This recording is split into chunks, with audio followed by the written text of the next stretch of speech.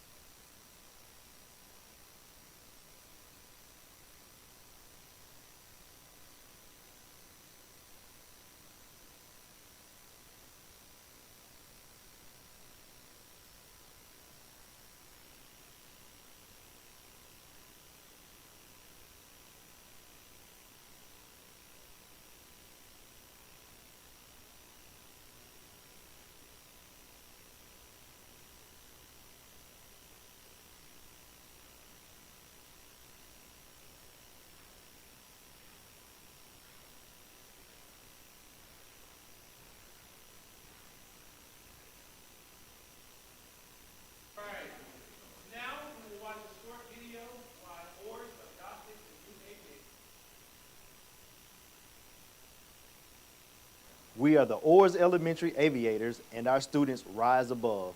For many years, the Orrs Elementary mascot was a bear cub. As GSCS worked on refreshing logos, it provided a good opportunity for a rebrand at Orrs Elementary.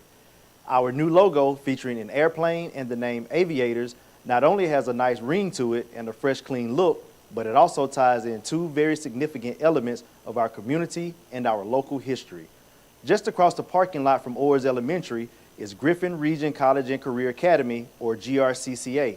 GRCCA is only the second high school campus in the nation to have an on-campus airplane hangar where students can learn aviation maintenance, flight operations, and unmanned aircraft or drone operation.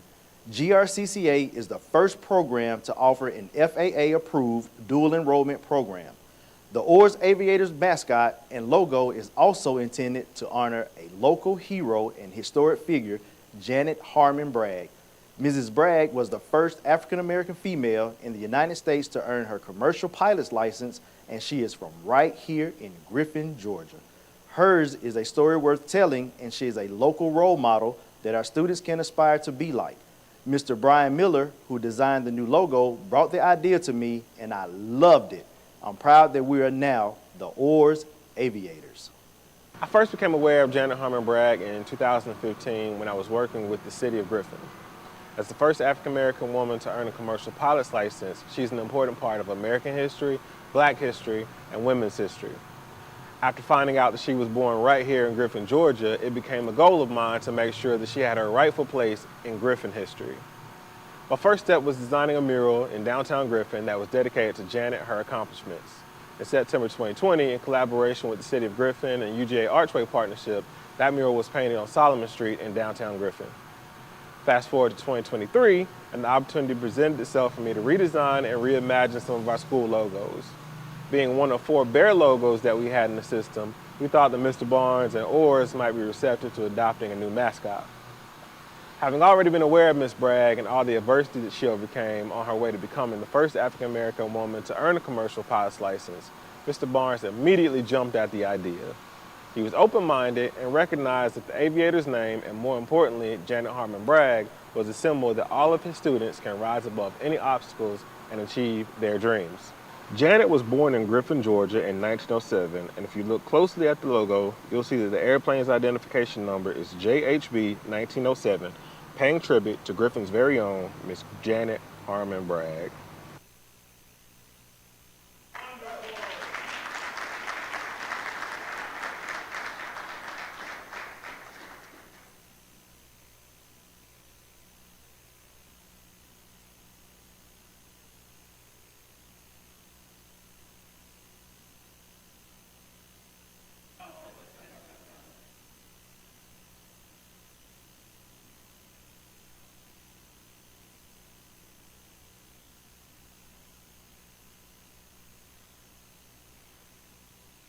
Let's give it up for the Orrs Elementary Aviators.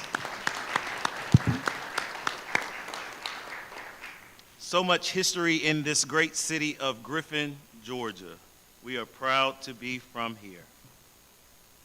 All right, now we'll have our GSCS school system announcements. Turn it over to the gentleman from the 2nd District, Mr. Will Doss. Thank you, Mr. Brown. And tonight we have Jemiah Wilson. She'll be making her way up. She is a 12th grader at Griffin High School. Her activities, clubs, and organizations are Griffin High School FBLA, Beta Club, Key Club. She serves on the Superintendent's Student Advisory Council. She plans on majoring in nursing. Her first choice in college is Georgia Southwestern, and other college she's interested in. She's also applied to Gordon College, and her GPA right now is a 4.06. I never even thought I could see something close to that. So, Ms. Jemiah, if you will present our announcement. Chairman Brown, members of the board, and Superintendent Simmons. My name is Jemiah Wilson, and I am a senior at Griffin High School. I would like to thank the Board of Education for involving scholars of the district in the policy and legislative process. The announcements for the October 17, 2023 Board of Education meeting are as follows. GSCS will be closed November 20th through the 24th, 2023 in observance of Thanksgiving holiday. November 29th through December 1st, 2023 is the GSBA/GSSA Annual Conference. GSCS will be closed December 18th, 2023 through January 2nd, 2024 in observance of Christmas break. Tuesday, December 5th, 2023 will be the next Board of Education meeting here at 216 South 6th Street, Griffin, Georgia 30223 at 6 p.m. Governance team, cabinet members, and stakeholders. This concludes the Board of Education announcements for Tuesday, October 17, 2023. Thank you. All right, thank you so much. Let's give Ms. Wilson a wonderful round of applause for providing our announcements today. This time we're going to move to item 5, adoption of the agenda. What is the pleasure of this body as it relates to the adoption of the agenda? Mr. Chair, I make a motion that we adopt the agenda as presented. It's been properly moved by Mr. Doss to adopt the agenda as accepted and seconded by Mr. Holmes of the 3rd. All those in favor, when your district is called, please vote. District 1, yes. District 2? Yes. District 3? Yes. District 4? Yes. District 5? Yes. 5-0, the agenda is therefore adopted. Now we'll have recognitions by our Chairwoman Emerita, Ms. Sue McDonald of the 5th. Thank you, Mr. Brown. Dr. Barnes will present the Advanced Placement Scholars. Dr. Barnes.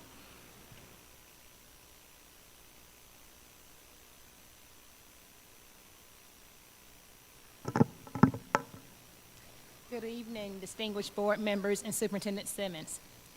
Every fall, the AP program recognizes high school students who have demonstrated outstanding college-level achievement through their performance on multiple AP exams. AP Scholar Awards come in different levels and types. The AP Scholar Award is granted to students who receive scores of 3 or higher on 3 or more AP exams. The AP Scholar with Honor Award is granted to students who receive an average score of at least 3.25 on all AP exams taken and score 3 or higher on 4 or more of these exams.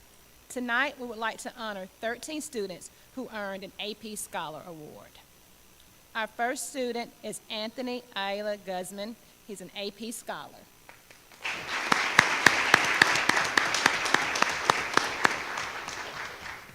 Our next one is Caroline Denos. She's an AP Scholar as well.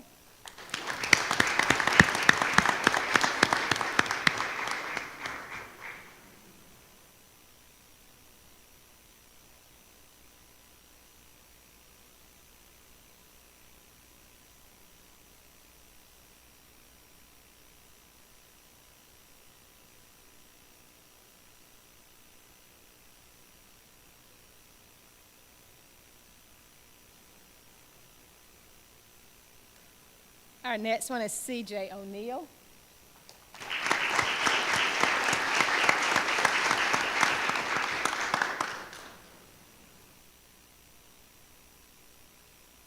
Our next one is Alexander Monroe.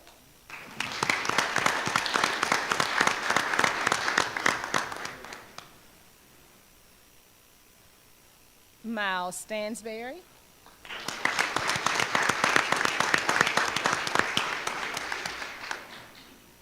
Mallory Stratton.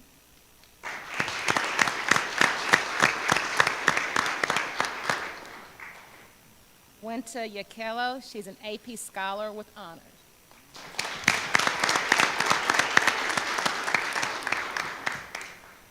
Savannah Evans.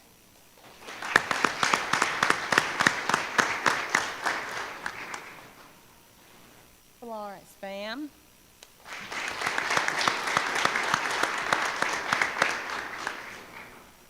Alexander Sanchez.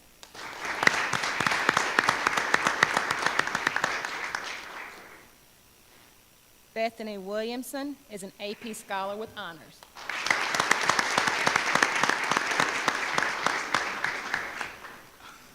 And last we have Hannah Owens, an AP Scholar with honors.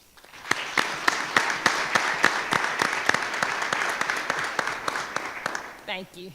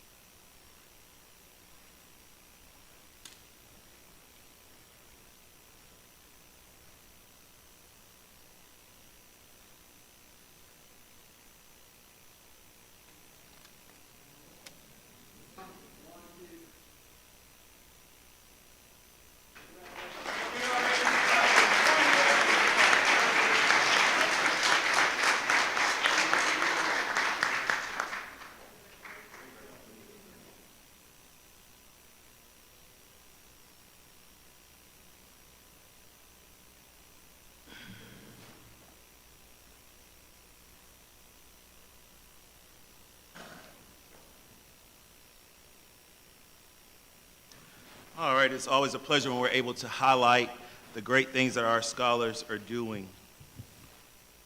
Next up on the agenda would be public comments. We do have one person signed up for public comments. We are going to read the instructions for public comment, board policy BCBI guidelines for public comments. Any individual desiring to speak is requested to give his/her name, address, and group, if any, that he or she is presenting.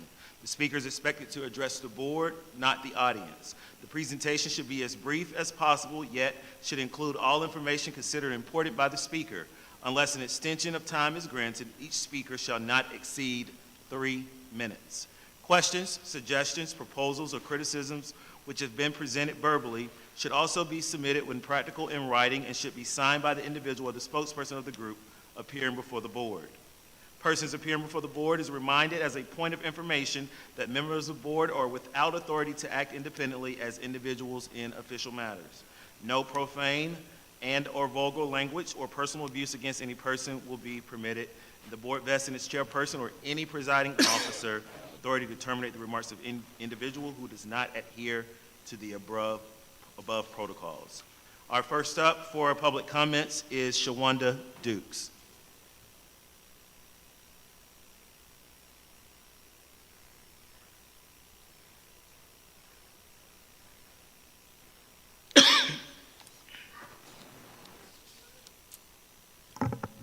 Good evening.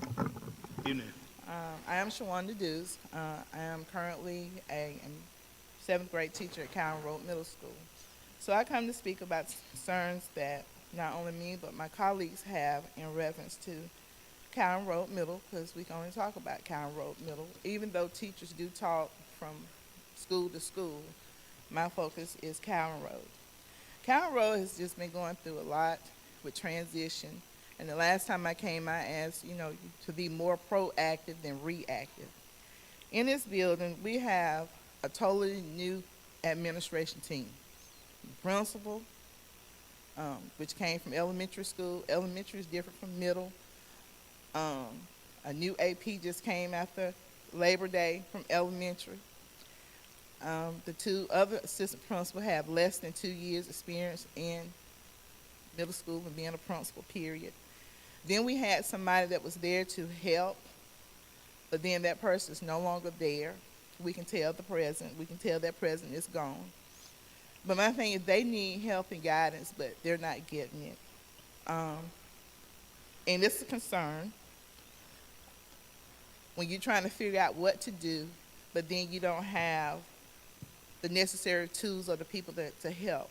And I always said that, we just feel like Cowan is set up to fail because we don't see the support that we think that we should see. We have a building with more unconditional teachers than more certified teachers. So my thing, what's going to happen when it's time to take the GMAS when you have more teachers that are not certified than are certified? It gets to be, it's like it's not fair to the children. And I know you have to do the best you can, but there just need to be a little bit more support in that building. The behavior, I think it has to come from the top because something has to be done with consistent behavior besides the low level, keep through the low levels, then they start over the next. But something has to be done with children to make them accountable, not only them but their parents. Children don't halfway do work in the middle school because they know they're going to be passed on. They just don't want to do the work. So what do? You can try, build relationships. You do that, but that doesn't do anything when they don't bring anything to do the work with. It's a problem. Behavior is a problem. We had 4 teachers to leave before the fall break. So you have sub. So I ask y'all again to be more proactive than reactive and come and check on Cowan, not just to come to see what we're doing, but to come to see how we're doing, what you can do to help, what needs to be done, and listen to what the teachers have to say. Seriously, just don't hear, but hear what they're saying and then put something in it. I mean, because there's teachers now just saying, I'm just trying to work my contract. So we're going to be back in another turnover again, which we don't have in a veteran teacher. I didn't go to 2017. And me and a couple more people we're the oldest one there. It's not a lot of veteran teachers there. So we keep getting this old turnover, and it's not good for kids. And when kids come from me from last year, come and say, Ms. Duke, why they won't hire no teacher? Because they're not getting what they need, especially in math. Thank you, Ms. Dukes. Thank you so much. All right, this time we will allow our guests to leave. We'll take a 2-minute recess.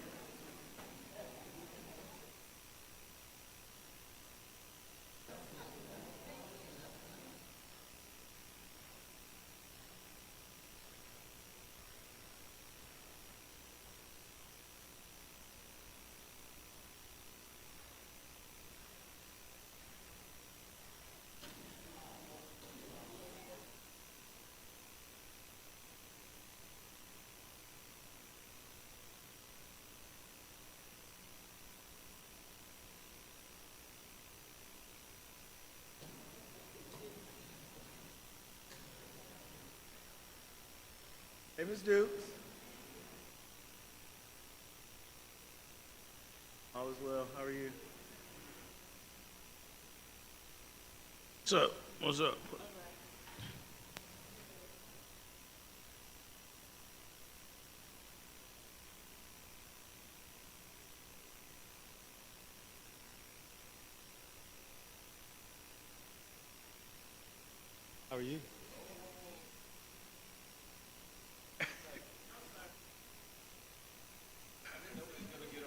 I'll come. I will come. I will come and visit and check on you.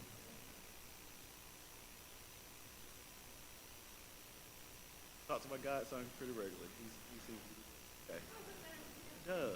Douglas Reed. Enjoying it. Getting the support and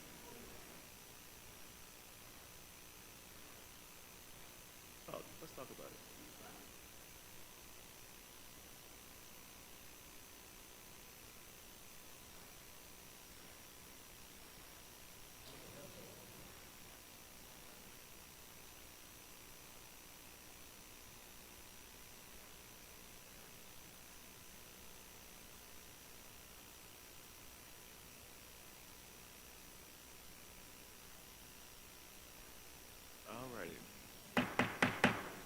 All right, and we are back in session. Next up, the consent agenda. What is the pleasure of this body as it relates to the consent agenda for today's meeting, October 17th, 2023? Move to approve. It's been properly moved to approve by the gentlelady of the 5th District and seconded by the gentleman of the 2nd. All those in favor, when your district is called, please vote. District 1, yes. District 2? Yes. District 3? District 4? Okay. District 5? Yes. All right, receiving a 4-0 vote, therefore approved. All right, action items. Revised 2023 Board of Education meeting dates, Dr. Keith Simmons.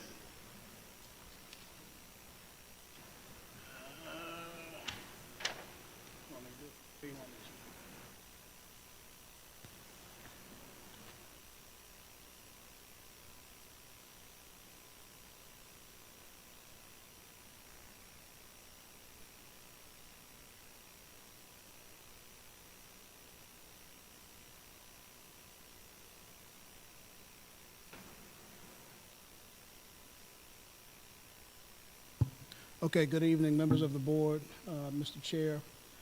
What I have on the screen before me is the original 2023 calendar of Board of Education meeting dates. Due to scheduling circumstances and the such, what I now have on the screen is a revision of the 2023 Board of Education meeting dates. And it is the superintendent's recommendation that the Board of Education approve the revised 2023 Board of Education meeting dates, making special note that there would not be an official Board of Education meeting in the month of November. Ladies and gentlemen, we have heard the recommendation of the superintendent to, as he has presented the revised 2023 Board of Education meeting dates. What is the pleasure of this body as it relates to this item? So moved. It's been properly moved by Mrs. Cook of the 4th. Second. Seconded by Mr. Dawson of the 2nd. When your district is called, please vote. Any discussion? Hearing none. District 1, yes. District 2? Yes. District 3? Yes. District 4? Yes. District 5? Yes. 5-0, it is approved. Next up, 2024 Board of Education meeting dates, Dr. Keith Simmons. Thank you, Mr. Chair. So once again, board members, Mr. Chair, I am presenting to you for consideration and approval the 2024 Board of Education meeting dates. You'll make note that the board work sessions are categorized under the green, board meeting dates categorized in yellow, and retreats, special meetings that are typically off campus are categorized in blue. It is the recommendation of the superintendent that the board accept and approve the 2024 Board of Education meeting dates. Move to approve. All right, we've heard the presentation from Dr. Keith Simmons. It looks like Ms. McDonald has made a motion, has moved to approve. Is there a second? Second. Seconded by Mr. Dawson. When your district is called, please vote. District 1, yes. District 2? Yes. District 3? Yes. District 4? Yes. District 5? Yes. 5-0, therefore approved. Next up, SHS Kitchen Equipment, Mr. Robert Wheeler.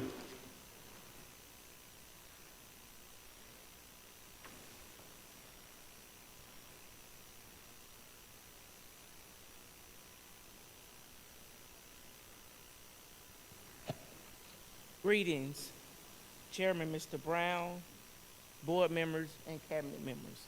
My name is Janet Clowers. I'm the nutrition coordinator for the school nutrition department.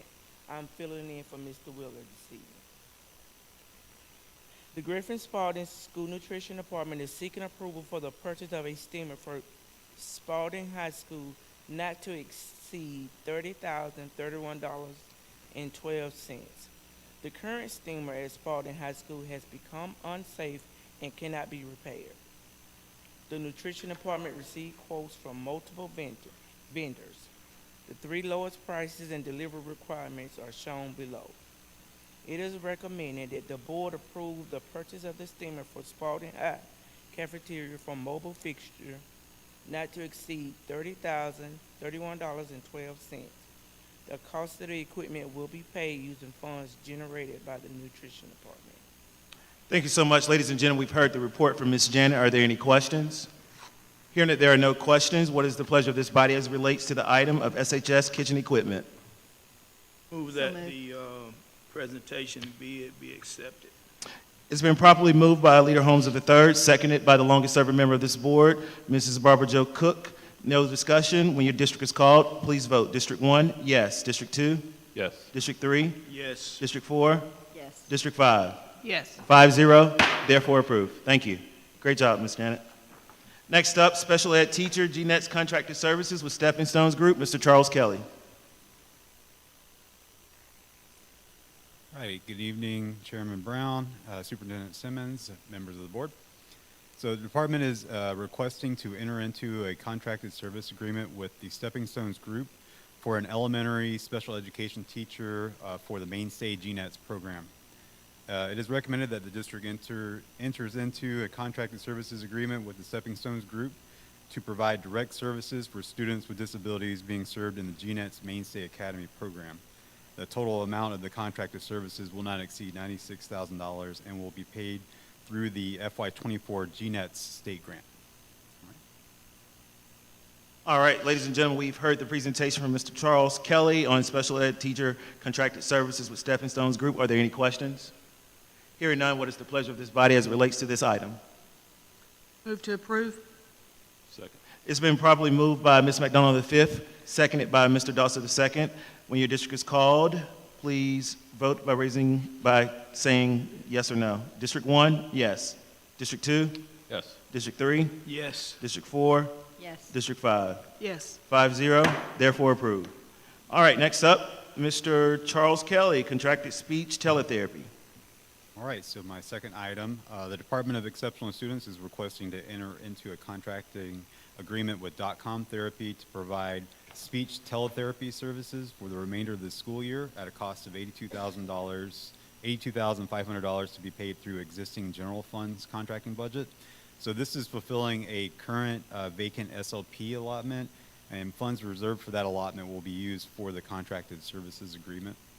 So it is recommended that the board approve the district to enter into a contracting agreement with .com Therapy to provide speech teletherapy services for the remainder of the school year at a cost of $82,500 to be paid through the existing general funds contracting budget.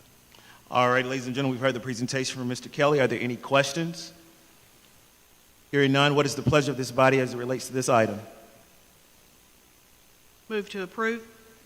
Second. All right, it's been moved to approve. Motion moved to approve by Ms. McDonald V and seconded by Leader Holmes of the Third. When your district is called, please vote. District 1, yes. District 2, Yes. District 3, Yes. District 4, Yes. District 5. Yes. 5-0, therefore approved. Next up, Dr. Kimberly Shepard. Welcome. CTAE Federal State Grants Approval for 2024. Good evening, Chairman Brown, Board of Education members, and Superintendent Simmons. My name is Kimberly Shepard, and I am the new CTAE coordinator for our district. And I'm excited to be here. One of my first immediate tasks, this is week 4, was to bring before you the approval of our budget for the CTAE programs. And that is for our federal and state grants. And so we have it for the 2024 school year. Each year, these grants support the CTAE programs to prepare our students to be college and career ready, and they must be approved by the board to utilize these funds. So we have the federal Parkins 5 grants for program improvement. This is based on these comprehensive local needs assessment that our advisory committee worked together with workforce development this last year and looked at the pathways that needed the most support. The Perkins 5 Professional Development is for our state C-Turn platform that provides workshops, virtual workshops, as well as lesson plans and other resources for our teachers. The Perkins 5 Plus Reserve pays for our national certifications for our students as they take their end of pathway exams. And then for the state grants, we have our CTAE Extended Day, and that supports our teachers that work above and beyond their daily schedule and go to the CTAE or CTSOs at the organizations like FBLA and HOSA. They go to those conferences and competitions with our students. The CTAE Apprenticeship Grant supports our Youth Apprenticeship Coordinator. CTAE Supervision Grant supports the CTAE Coordinator. And our CTAE Agriculture Extended Day and Extended Year grants support our horticulture and ag science instructor at GRCCA. This year we are really excited about that as she has added a number of new competitions for our students to participate in. Good. So at this time, it is recommended for the approval of the federal and state grants that have been submitted to and approved by the Georgia Department of Education. All right, thank you so much. And hope you are having a great 4 weeks, Dr. Shepard. All right, are there any questions for Dr. Shepard as it relates to this item? All right, hearing none, what is the pleasure of this body to approve the CTAE federal state grants for 2024? So moved. Second. It's been properly moved by the Dean of this board, Ms. Barbara Jo Cook, seconded by Chairwoman Emerita McDonough V. When your district is called, please vote. District 1, yes. District 2? Yes. District 3? Yes. District 4? Yes. District 5? Yes. 5-0, therefore approved. Welcome, Dr. Shepard. It's nice to see you. Next up, Mrs. Judy Battle, Blazer Works Partnership Extension.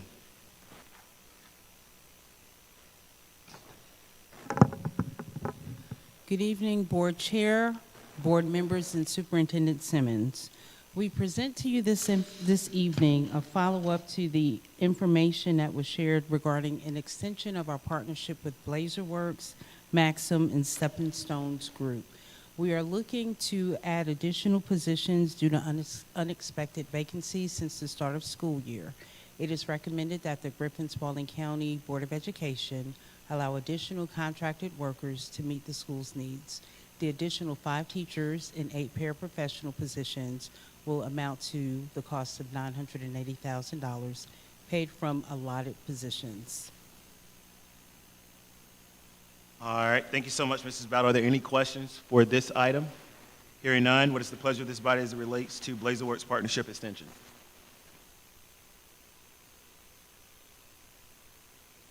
Second. All right, it's been properly moved by Leader Holmes III, seconded by Mr. Dawson II. When your district is called, please vote. District 1, yes. District 2? Yes. District 3? District 4? Yes. District 5? Yes. 5-0, therefore approved. Next up, Policy JS, Student Fees, Fines, and Charges. Second read, Mr. Byron Jones.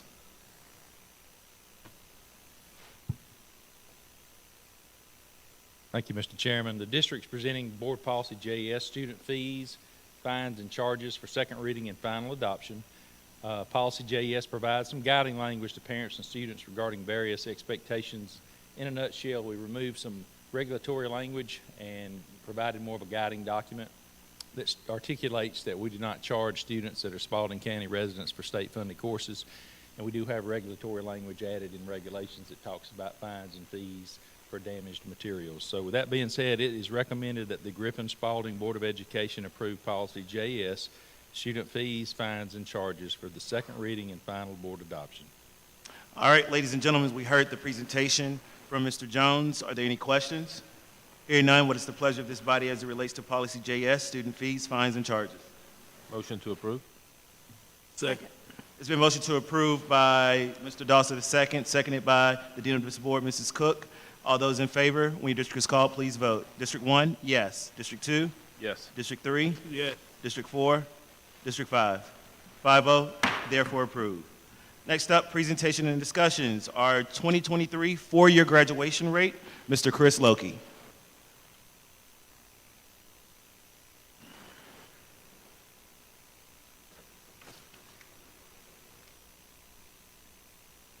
Good afternoon, Chairman Brown and all Board of Education members and Superintendent Dr. Simmons. Today, we will be going over our 4-year graduation cohort summary. First, I would like to go over our non-negotiables and our focus areas.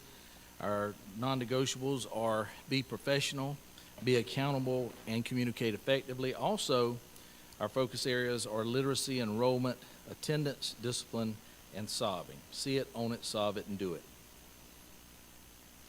Our mission and vision, the mission is to empower each student to graduate college and career ready. We'll talk about that a little bit today. And our vision is distinctive brand, strong leaders, and great schools. Of course, here is our roadmap to success. And today, in our roadmap to success, we will be going over all of the different areas that we see: student achievement, family and community engagement, high-performing staff, and organizational and operational efficiency. It really takes all of these, leadership, teaching, and learning, to get our students to graduation.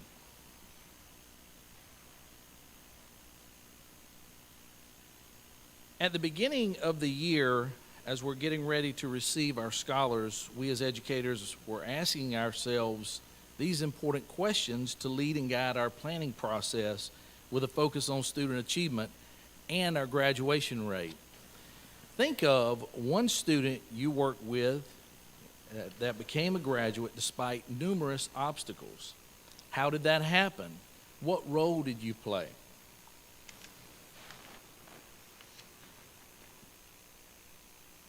This next slide poses powerful questions for us as educators on the flip side of that coin.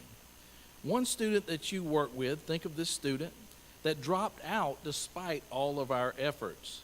How did this happen, and what could have been done differently? We take all the responsibility for student success or failures as educators, and the safety nets that we put in place are critical to those successes. So we have to ask ourselves, are we doing everything that we possibly can to ensure that our scholars are receiving the necessary supports that they need to graduate on time and with their class? Let's go to the next slide. All right, this next slide explains to us how Georgia calculates its graduation rate. Georgia calculates a 4-year adjusted cohort graduation rate as required by federal law. This rate is the number of students who graduate in 4 years with a regular high school diploma, divided by the number of students who form the adjusted cohort for the graduating class. So that's as they enter as 9th grade students and graduate as seniors 4 years later. Now, to explain a little bit more about adjusted cohort rate and the definition, from the beginning of their 9th grade year, students are entering the grade form a cohort that is subsequently adjusted by adding students who transfer into the cohort during the next 3 years, or subtracting any student that transfers out. In other words, if a student comes to the Griffin Spalding County school system, they will be part of the cohort at the high school. If they transfer out, another system would claim them.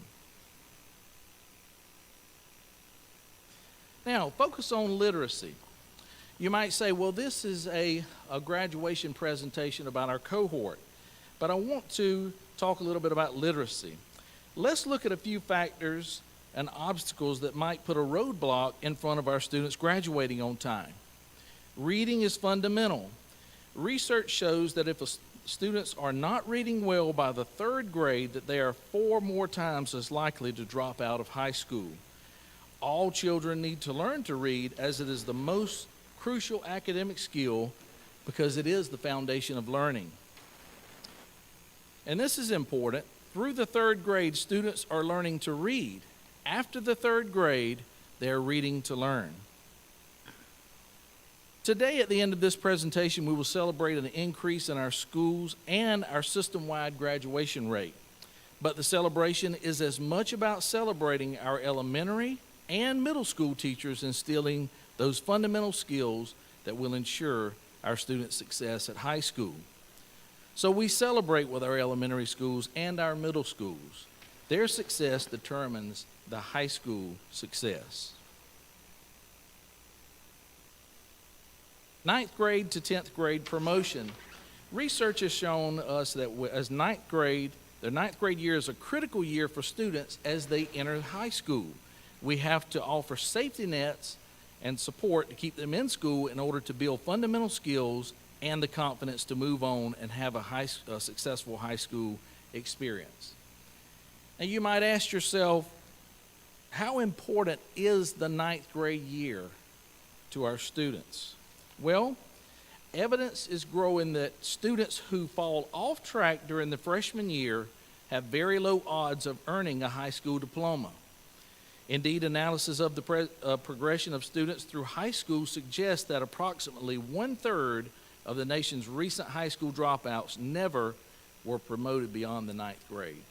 So that's powerful information there as we have our students going from 8th grade to ninth grade, that we need to really be offering those safety nets for them in their ninth grade year and support. There are other factors that can also affect the graduation rate. The accuracy of student data is extremely important so that we get a clear picture of what our graduation cohort looks like. We must ensure that students are coded properly in Infinite Campus. Ms. Pruitt and I have worked with principals to ensure that that principals understand the difference in the cohort withdrawal codes. It's very important to have clean data when we look at our graduation cohort. Now, also, monitoring students' withdrawals and enrollment.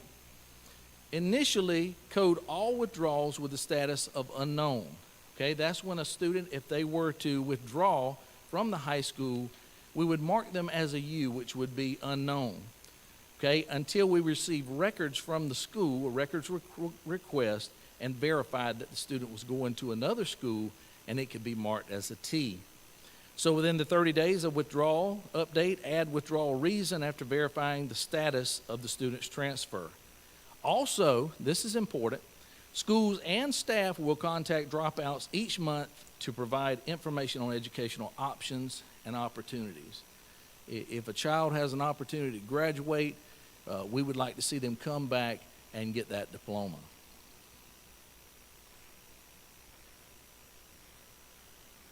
All right. Improving student graduation outcomes. Specifically, how do we monitor this data? How do we monitor progress to graduation? And how do we provide support? Let's look at what we have in place right now. Here we have schools will monitor progress to graduation for students. We know that our guidance counselors are having one-on-one sessions with our seniors to make sure that they are on track to graduate.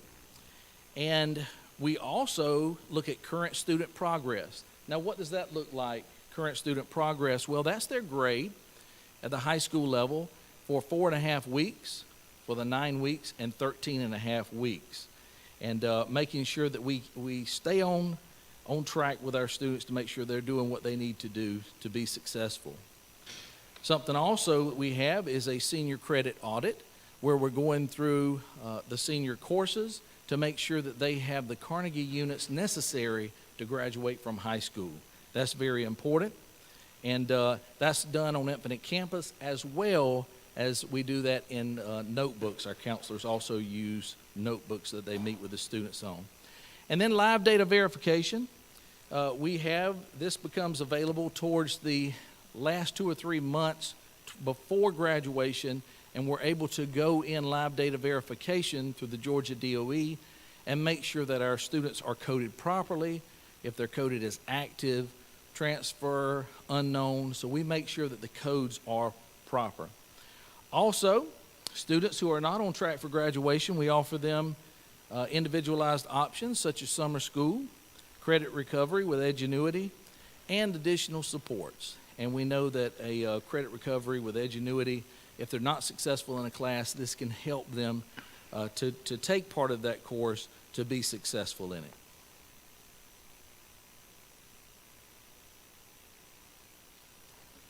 All right, I wanted to just show you an example here of a summary of 2023 four-year graduation cohort withdrawals. And I won't go through this whole chart here, but I wanted to show you this chart because this is the data that we have by grade level, And then you'll see over here to the right, we have 593 graduates for our system. And then over here to the left, you'll see the cohort withdrawal reason, and you'll see transfers up at the top. And we'll have transfers to other state, to other system, to private school. Those would actually be marked as a T when a student transfers to another school. Those would not count against us as far as our graduation rate. Flip side of that coin, if you'll go down to the dropouts, here are some of the reasons down here at the bottom that we could see that this would go against the graduation rate. For example, removed for lack of attendance or unknown. All right?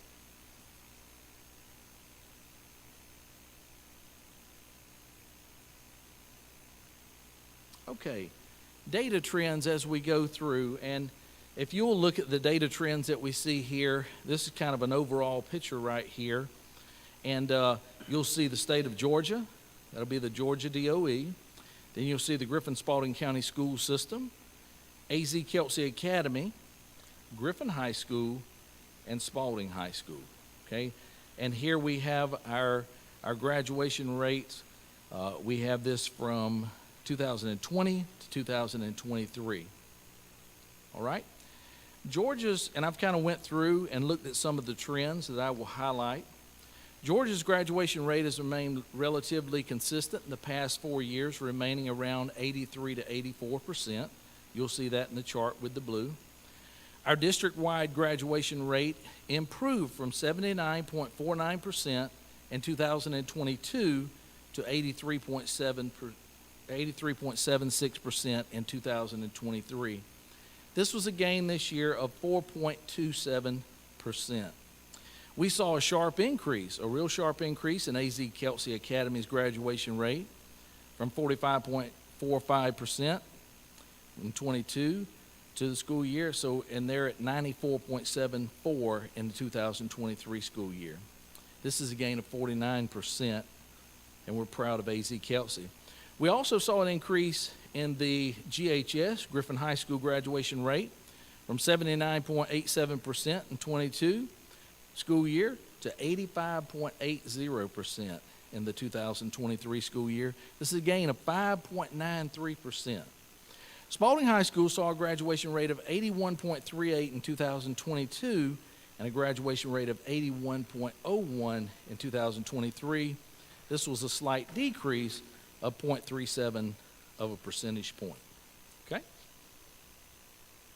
In looking at our four-year cohort graduation count trends, we can see a rise across the board, this whole chart right here.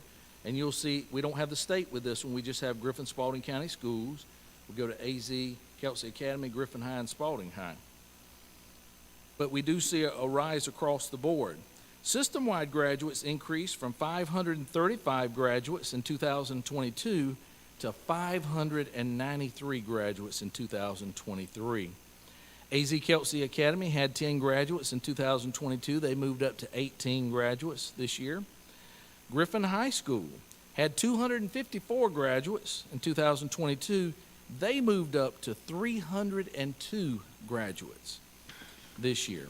Spalding High School had 271 in 2022. They moved up to 273 in 2023. At the end of the year, we can see that we graduated more students this past year than we did the year before, and I believe we can do better in the years to come. Next slide.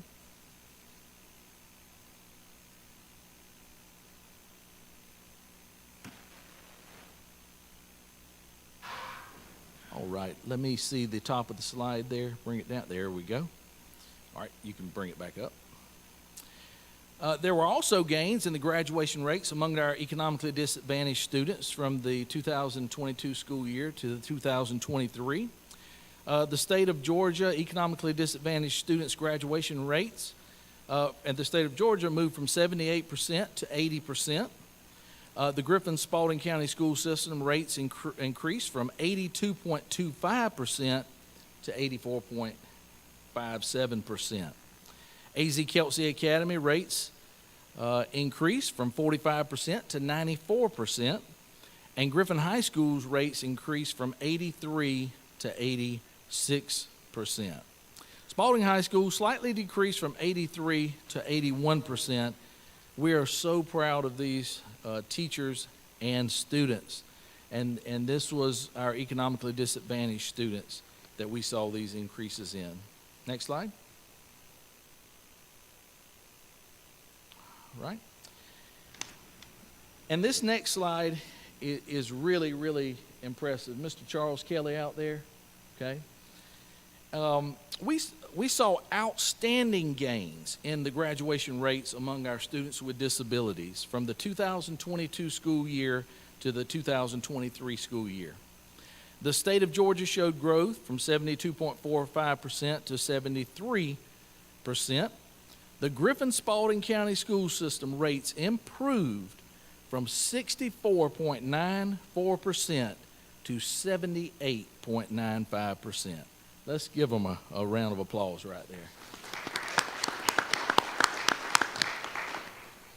That's great. AZ Kelsey Academy did not have enough students for this data to record. Griffin High School increased from 63% to 80%, and Spalding High School increased from 66% to 76%. So we are so proud of these students. There were gains across the data set from the 2022 school year to the 23 school year. And if some of you were wondering, I want to make sure that you're aware of, go back up to the graph real quick for me. But when you see the percentages there, if you wondered about where we're at on those percentages, that's the percentile that we rank from all schools in the state of Georgia. That's where we rank. For example, when you see Griffin Spalding, we're at 36% right there at the 78.9. We're at 36th percentile of all of the schools in the state of Georgia. That's the comparison there. All right. And we look at those smiling faces there. They've been successful and graduated on time and with their class. And in conclusion, I would like to thank the Board of Education for allowing me to present this data. As we celebrate an overall district-wide graduation rate of 4.2% gain, we have reason to celebrate. We also see that there is more work to be done. We have already started this year working with our graduation coaches and our principals concerning the graduation cohort. And I think that when we look at our overall graduation rate, we have to understand that it can tell multiple stories. We are extremely proud of our students, parents, teachers, and administrators, and we celebrate their success.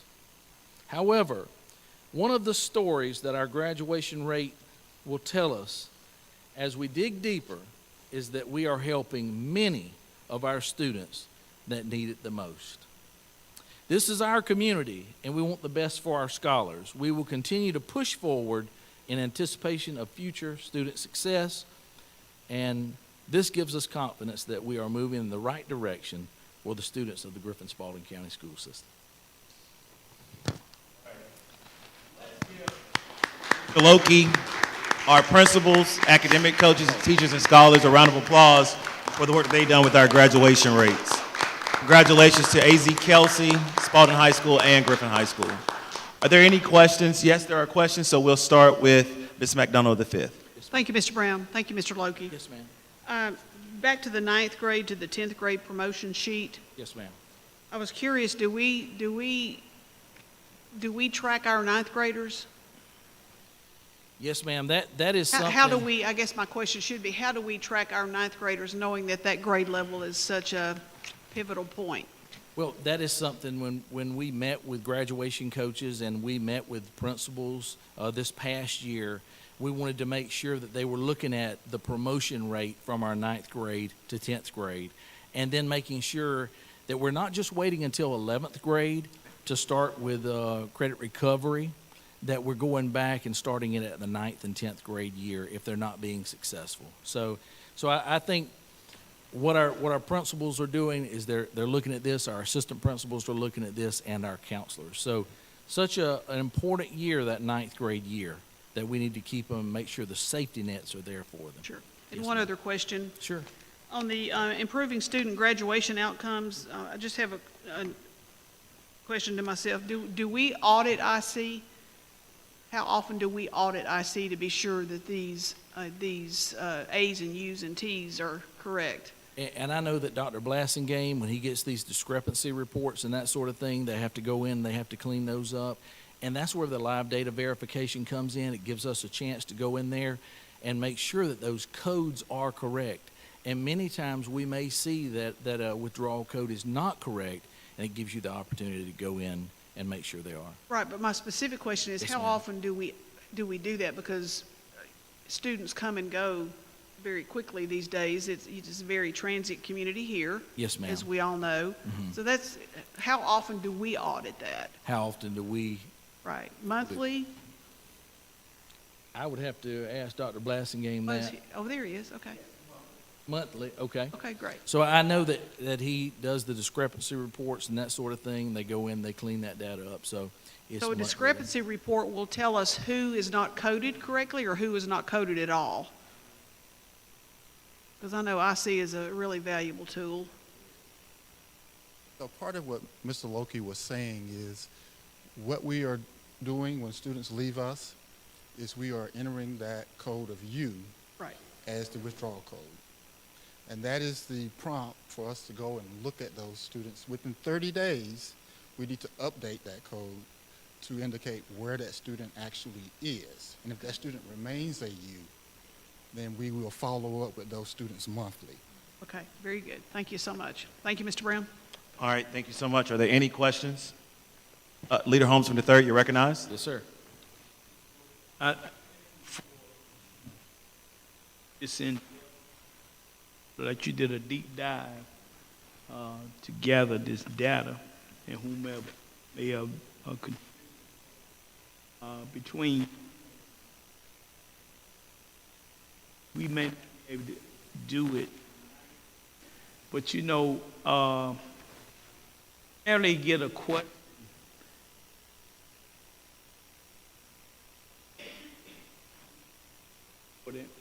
You know, the board. That's one of the indicators of how our students are faring. But the question that I always get some of you, school district ranking. So that's a subject that requires a lot of information as far as what goes into it. Some of the things that you got mentioned in this report, and I just had a conversation with a citizen about how it's not apples to apples. I know Dr. Simmons and I have had conversation how you're going to compare a district with 1,000 or less than 1,000 students to a district with 10,000 or more. But could we get a brief synopsis, if that's okay with the board, of what goes into school district ranking, and maybe we can do a presentation of this sort, so people can understand that we take all students. Right. We don't turn any students around. We have special needs students. We have students that come to us in all different categories, and that plays into all of this stuff. Yes. But the average citizen, all they see is the ranking, but they have no idea of what goes into that. Is that something that we can do 2 or 3 minute synopsis and maybe get an in-depth report like this? Certainly. On how they calculate school rankings throughout the state of Georgia, because that's what I know. I, as a board member, long-term board member, that's what I hear. Yes, sir. Those are the questions that I get. What are we doing to improve our ranking in the state. I rarely ever get a question about, "Hey, what's the high school graduation rate?" Yes, sir. But they always gonna see that ranking and ask what we doing to improve that ranking. Mr. Chair. Go ahead, sir. So, Mr. Loki, let me get you to move back to slide maybe 13. But we can certainly, Mr. Holmes, give you some more insight relative to the ranking. I will share with you this evening, none of the rankings that citizens have access to are research-driven. Right. I know that because I teach that course at the collegiate level. It's all perception. And what that means is that you can have a school whose perception is negative that may be perceived to be a poorly performing school, even though its achievement may be higher than a school whose perception is positive and not performing as well. So, but what the presentation that we will provide is more insight into why and how those what I call niche websites and platforms come into play and the role that they have in the community. On this screen, one of the things that I'll draw the board's attention to is the ranking that we can calculate that is more apples to apples, but I will say that they're not all red, they're not all the same size, but they are all apples. Said differently, it is no secret that this community has its challenges. And what the graduation rate represents, in my opinion, is the school's ability to work with families to overcome said challenges. So in some ways, one of the reasons that Mr. Loki applauded our students with disabilities, our graduation rate is close. We're not equal to the state. But when it comes to serving and graduating students who are hardest to serve and hardest to graduate, we exceed the state in all of those categories, whether it be students with disabilities, economically disadvantaged, even if you looked at ethnic subgroups. The greatest appreciation that I have for this year's graduation rate, there have been instances in which the graduation rate was higher, but the number of graduates were not. Said differently, we can boast a graduation rate, but it's involving a smaller population. That's one of the things that you're talking about. This year, the students, the staff, the schools, the community did both increase the rate of graduates and the number of graduates. And that speaks to the resiliency, if you would, of our schools. The last thing that I'll offer, since I've been given this opportunity, the graduation rate is one indicator. At the end of the day, as Mr. Loki indicated, it begins in pre-K. We talk about it 7 months after the graduates leave, but ultimately it's a 13-year process. And the question that I'm asking Dr. Blaskingame, that I'm asking our principals, our staff, how do we best serve kids for 13 years in a community that has its stuff and still be the educational institution that the community not only needs but deserves? Because that is not how it's communicated. What you wouldn't know, we have an aspiration to have a 90% graduation rate. And there was a time where 90% was unheard of. Roughly half the school districts in the state have a 90% graduation rate. Those who have more stuff aren't yet at that 90%. That's not to make excuses, but again, they're all apples. They're not all the same size, they're not all the same color. And when we come back in December, if not sooner, I'll provide written and narrative to this ranking and how those come into play. But more importantly, what I wanted the board and anyone who's watching to take away from this presentation, having been a student with special needs, whatever you wanted to call it, when I was in high school, I know what it's like to struggle through school, and our schools are good at supporting kids who struggle. But that often goes undervalued and misunderstood. What we want to be better at is serving every child that we receive, because what we now have a better understanding of, regardless as to the reason that students leave us, they're our responsibility until we can confirm that they've gone somewhere else to continue their education. And that's difficult because sometimes they leave us no information to make that determination. But we're working through that. I appreciate the work of research and accountability. I appreciate the work of our schools, our executive officers, the principals, the staff. I'm not going to, make a big deal of the graduation rate because, again, for the kids who received their diplomas, they know what it took. For the teachers and the staff who are investing in those kids, they know what it takes. We will do a better job to educate the community as to what goes into the graduation rate, but how they can better understand how we rank by whomever is ranking us when it comes to serving these kids. Because what I'll tell you, like that chart says, we serve these kids better than most districts serve kids like these. I said that openly and I said it in public, and I don't deny it, and I'll argue it all day long. I'll say it again.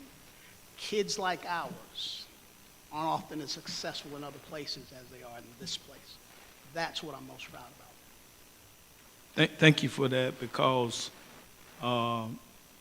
that's a daily challenge for us as educators, as a school system, trying to hammer it home that we do a pretty good job of serving our students. Just listening to the explanation that Mr. Barnes gave about the rebranding of becoming the Aviators, knowing that the Griffin Academy that we have here is an example of what resources we offer our scholars. If they take advantage of it, if they don't take advantage of it, it's not on us, but we have it available. So I just wanted to take this opportunity for anybody that may be watching or interested that those rankings do not indicate the work that is being done here. And that's something that I'm real sensitive to, because I take those rankings with a grain of salt, because I know, as you know, that they're interpreted by whoever doing them. But there are some citizens that look at those rankings and take them as the law of education, and we are not a bottom of the barrel school system, and that's something I argue with anyone all day. So thank you, Mr. Chair, and I look forward to us having a more in-depth report, just so that we can try to educate citizens, because they're not going to do that work. Sometimes we have to do it for them. Thank you so much. Any other questions from members of the body? All right. A comment, Mr. Brown. Go ahead, Ms. McDonald. I just wanted to take this opportunity to totally congratulate Ms. Pearson at AZK in the work that she's done in the short time she's been here. That's pretty phenomenal. Although her children are the children we're talking about. Right. And I'm so proud we have AZK, because those kids would be on the street if we didn't. And we graduated twice the amount of children this year than we did the previous year. So thank you, Ms. Pearson, your staff. I just wanted to publicly thank her. Awesome. All right, thank you so much, Mr. Loki, for all your hard work. Let's give that another round of applause, please. All right, September monthly financial report, Mr. Byron Moneybag Yo Jones.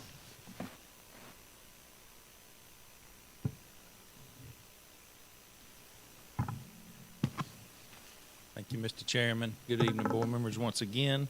This is our first quarterly financial statement for September 30th. We always start with page 1 on our balance sheet. Again, this is a very strong balance sheet, pointed to the bottom left at $37 million of cash available still here at this point. And as a side note, we're still knee-deep in our audit. That should conclude here in the next few weeks. So we'll have a confirmed number, and we'll adjust that here in the next 2 months. Over on the nutrition side, still has approximately about a $3 million operating reserve at this current time, 3 months into this fiscal year. Page 2 is our general fund operating statement.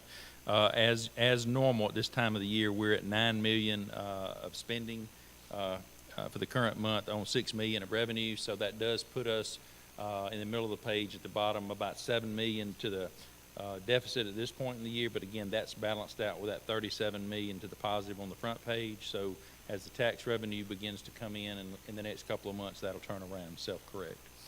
Page 3, told you this again last month. We don't really have any much revenues at the top. Those will be starting to come in the next time I come back to you, because those budgets for the state that Ms. Shepherd, Dr. Shepherd talked about earlier, that's an example of the items that are approved at the state level. When that happens, we can start drawing the money down, and they'll show on this report. We do have our expenses on the bottom yellow tab at the bottom. Page 4 is our nutrition financial report for the month of September. 1.7 million for the year so far in revenue, 1.3 million in expenses, so still to the good, a little over 300,000. Page 5 again is our investment register. We're still at 5.36 on our rate of return. Don't see any indication of that going backwards in the short term, so that's still strong. So we're still at about 60 million in money that we're managing. Most of that is SPLOST money. And then page 6, our SPLOST receipt for the month actually of August, 1.1 million again. So we're still strong there, almost 42 million collected at this point in SPLOST 6 collection. So, Mr. Chairman, that concludes my report. All right, thank you so much. Any questions for Mr. Jones on the September monthly financial report? Mr. Doss, you're recognized. I noticed that our revenues are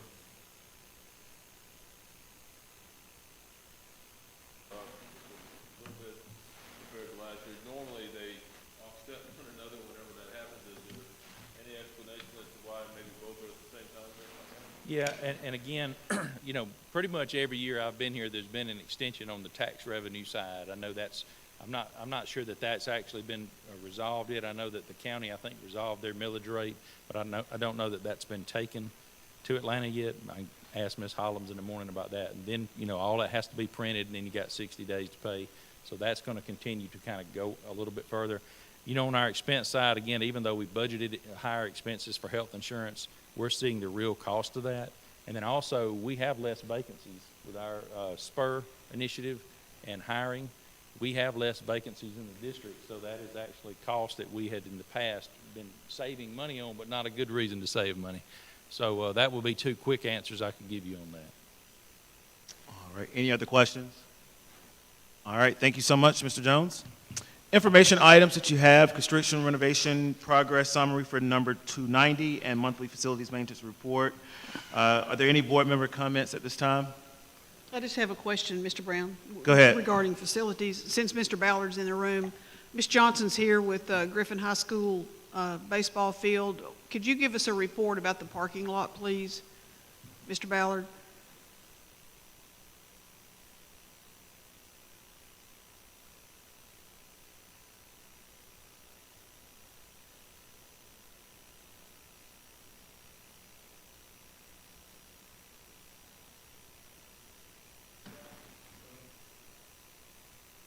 Okay,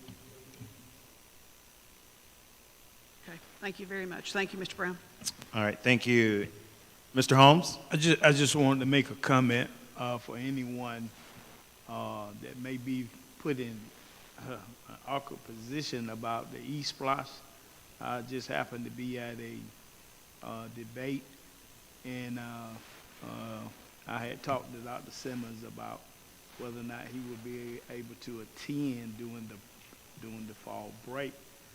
And the one that was sponsoring the debate, I guess they didn't realize, they didn't understand that we can't be out advocating. That's why we have a committee to do that. So I just wanted to make that known. I know it's not received in a good light that you're here and you can't speak on it. No, it's that I can't speak on it. It's a conflict of interest. And we just need to stay away from stuff like that. Yes, I want to just take an opportunity. Ms. Shanisha Ashford is our new archway professional. She was going to be here this evening, but she is ill. So she was home and not feeling well. So we're going to plan for her to give an archway report at our next meeting, which will be December 5th. What is happening right now and getting ready for the new year that's coming up is making sure that all of these 5 committees, that all of the executive committee has been assigned to it. Those of you that have told me that you are interested in being a part of committee, your name has been submitted. So, and these meetings are trying to be established between now and the end of the year so that we know where we're at going forward. And then if you would also make sure that you note on the calendar that we just approved for the next year, the Archway Retreat is listed on there, so hopefully you can plan to be able to be a part of that. All right, thank you very much. For me, I just want to say congratulations to our high schools for their graduation rates. A lot of board members have been invited to some fall festivals, and so just want to give a shout out to Calvin Road Elementary School, October 19th, Fall Festival from 5 p.m. to 6:30 p.m. Oars Aviators will do their Fall Festival on October 20th from 4 p.m. to 6 p.m. And the Beaverbrook Beavers will do their Fall Festival on October 27th from 6 p.m. to 8 p.m. So if you are able to attend, please join us at the schools for Fall Festival. As I was checking the mail this week, one of the committee members for the East Blast Committee actually mailed me a flyer. So that was good to receive as a voter who will definitely support. Superintendent, you have anything that you want to talk about? Thank you. All right. So we are scheduled for executive session. And it looks like we're going to executive session to deliberate upon the periodic evaluation or rating of the superintendent. Are there anything else for executive session? Board attorney? Nope. Okay. What is the pleasure of this body as it relates to going into executive session? Motion to go into executive session. And properly moved by the gentleman of the second and seconded by the gentleman of the third. When your district is called, please vote. District 1, yes. District 2? Yes. District 3? Yes. District 4? Yes. District 5? 5-0, we are in executive session.